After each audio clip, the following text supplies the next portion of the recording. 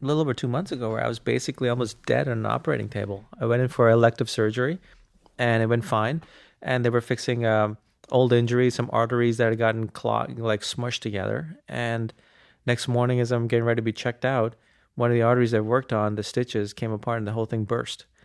And at first, I didn't know what was going on. I was complaining to the nurses that I was in immense pain, and they just thought I was trying to get more pain meds, and she didn't pay me any attention.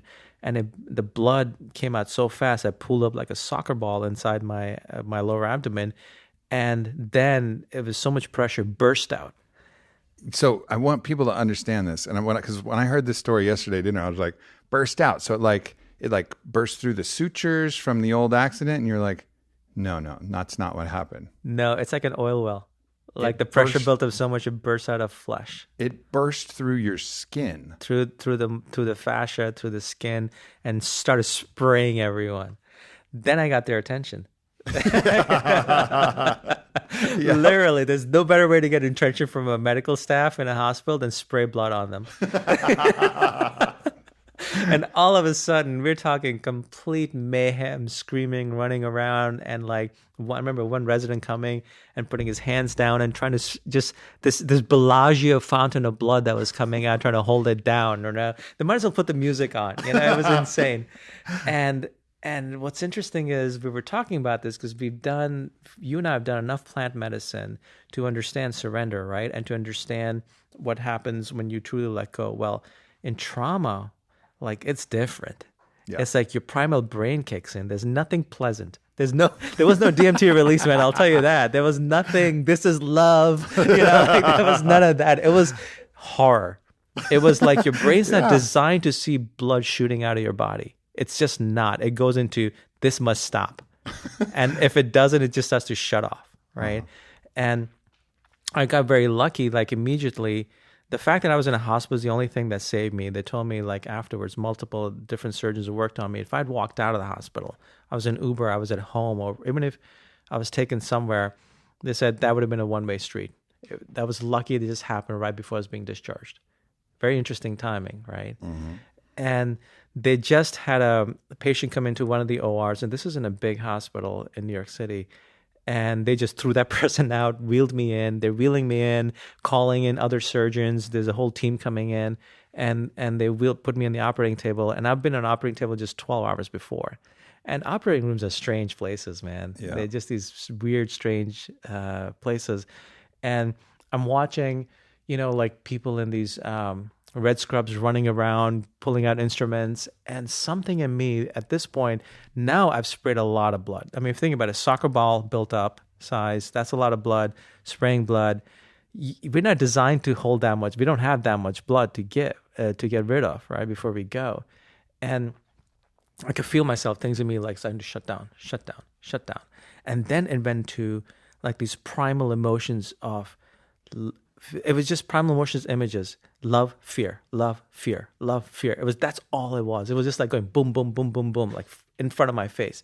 The woman I love, fear her not being there, fear, love, this, that, and just and I remember the anesthesiologist came and she's tried to talk to me because I think I was kind of moving around. I was holding on to things. You're kind of like an animal kind of mode, just sure. Survival.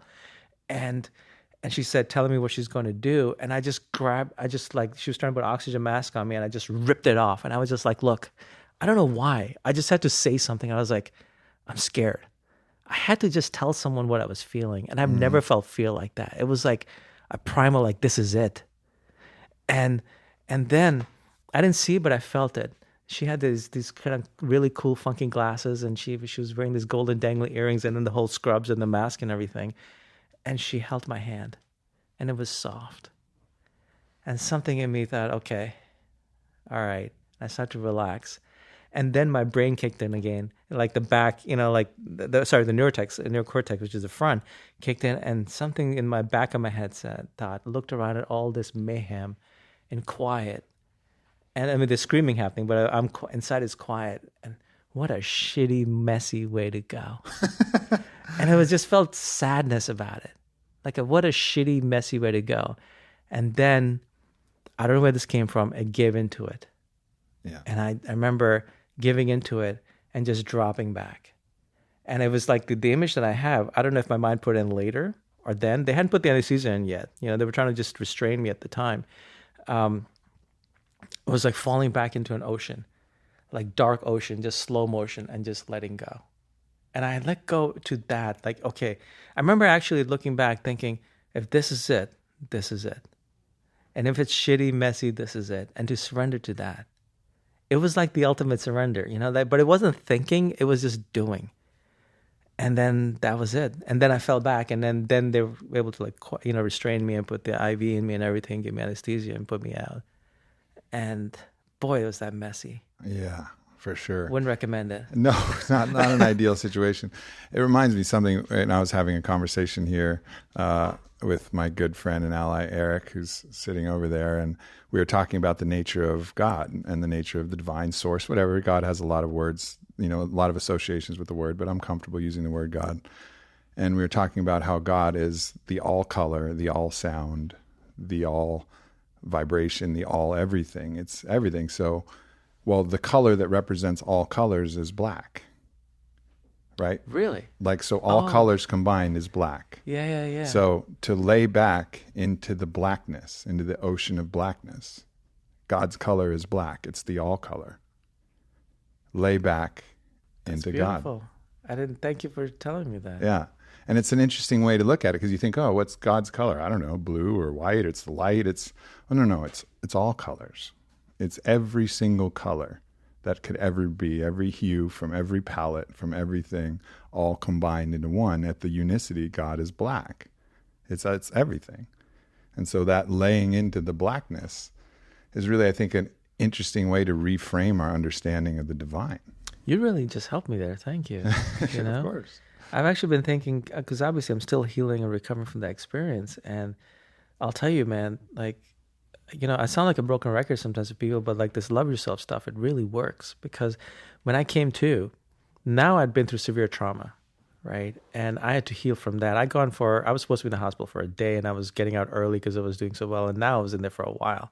Fortunately, they fixed what broke. Because, one thing I also remember telling the surgeon is, don't make me have gone through this for nothing. Fix what I came in for. Yeah. So, but then I was in the hospital, in very, very helpless, vulnerable place, unable to move, in insane amounts of pain, right? Just level up narcotics, which are off the charts, but still insane amount of pain. And my mind could have gone to why? Could have gone to the victim mode, and I remember there were moments it would start to, and I would just go to the practice. Because I was like, through this, I'm like, I'm not gonna let it layer victim into me. I'm gonna come out of this the hero of this. I'm gonna come out of this better than I was before. And how am I gonna do that? I'm gonna start with the foundation. So I was doing that damn self-love practice through the narcotics, through all the pain, lying in the hospital, unable to walk, and then being able to walk, and then getting out of the hospital. All that, I was doing this, and it worked, man. It really, really helped. Where I was actually half the time I'm lying in the hospital bed feeling grateful. Naturally. That was arising. Why? Because I was doing this. When really, if I hadn't, honestly, I don't think I would have been feeling grateful. Yeah. Yeah, it's these great tests actually reveal what's at the deepest layers to a certain degree. I remember, when I got in my car accident, I knew immediately, there was one of the very interesting things is I get in victim mode all the time. I'll get in victim mode over some trivial thing that happens in business or some trivial thing that happens in relationship. Why? But this thing where I just blacked out in the middle of a car ride and crashed into a guardrail malfunctioned. I split my face open, woke up in the hospital and just completely covered in blood.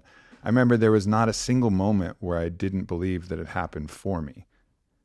I didn't know why yet. I was like, and I remember saying that to Whitney, who was there, and to everybody in my family who came, is like, hey, I know this happened for me. I just don't know why yet, but I know it. And I felt Beautiful. That confidence from that very moment. I'll figure it out. Yeah. But I don't know why. I just don't know why, but I know it happened for me. And I stuck, and I was able to keep that through the whole healing journey of the process. Actually, it got harder. It got harder when I was mostly healed. And then the victim mode would come in a little bit stronger when like, because I still can't feel certain parts of my face. I still like can't, there's things that are permanent nerve damage. And they did a great job repairing a lot of the superficial stuff. But I'd be like, oh man, like I'm never going to feel my front teeth again. It's always going to be weird biting an apple or, chewing something is a different experience now because my teeth are dead. My front teeth are dead. So there's no feeling. It's like I'm wearing dentures and those things. But teeth are going to stay in because it didn't pull them out or anything, but they're dead. There's no sensation there. So it would be little moments like that where I'd be like, oh man, like why'd that have to happen? Blah, blah, blah. But that came way later. In the trauma of the thing, it was like absolute confidence. This happened for me. But then the little nagging stuff where I didn't have that force of resistance to really force me to the deepest truths, then my mind would wander into the victim mode.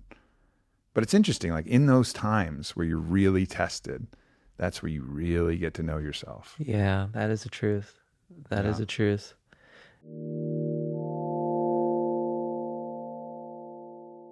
If you enjoyed this video, please make sure to subscribe. Also, share with any friend that you think might benefit from it. And lastly, go to aubreymarcus.com, sign up for my newsletter diary, and you won't miss a thing.